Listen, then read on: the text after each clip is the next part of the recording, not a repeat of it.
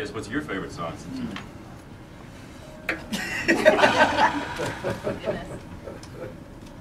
No pressure. Everyone's I just think here. Strange So. Magic is what Yes. We agree. It's funny. It became the title. Yeah. I know, but it's Isn't everyone's that favorite. strange?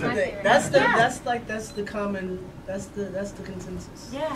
I think it's got one of those, you know, years ago I did a film where they put certain things in CDs that's made a spell on young people to buy sneakers and everything. I think there's a similar thing in that song. Yeah.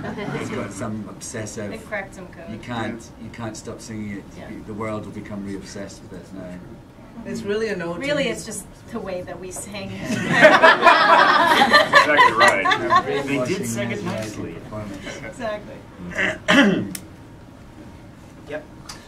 Question for you, Marcus, Marius. Since you had to be the person in charge, how much were you involved with how they would arrange or rearrange the music and all those? Oh, I was very involved with that. So how much of a challenge was that like, and what was that like for you? It's not something I haven't done before, but the sort of amount of gene splicing that needs to go on when you're spanning decades as much as we were, and when you're crossing styles as much as we were, can be extraordinarily challenging, because you put two different chemicals together and you can never tell what's going to happen. And sometimes they just don't like each other and they explode and make a mess. And sometimes they make a beautiful, sort of colourful reaction, but it's only through experiment and I guess a certain amount of instinct that you can ever find out what's going to happen. Yeah. He's being modest. He's a genius.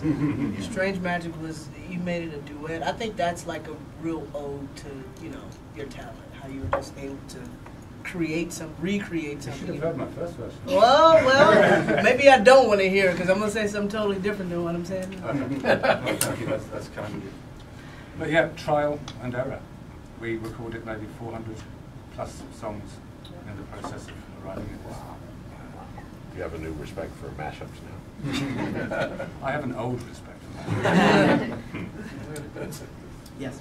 Yeah, Gary, this is your first animated feature. If I'm, yeah. That's true. What did it feel like stepping up to the plate? Scary as hell.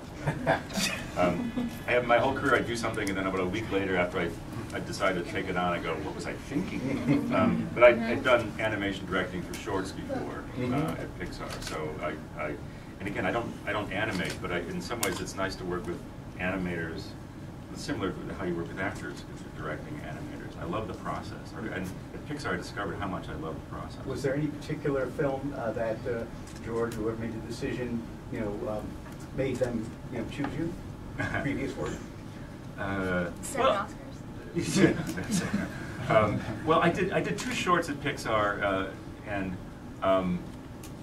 that did one called Lifted, which had no dialogue. And I actually grew up wanting to make silent film comedy, so it's weird that I worked at Film Sound for a long time. But I did Lifted, and I did a Toy Story short called Hawaiian Vacation, and I got to work with the Toy Story cast, which was equally amazing, with Tom Hanks and everybody. So it's just, I had done that, and I was and you know what, the other thing is, this is a sound, I mean, I have a sound background too, and music and sound are such a key part of this movie, and how they interweave and how they work together. How they fight. How they mostly fight, yeah.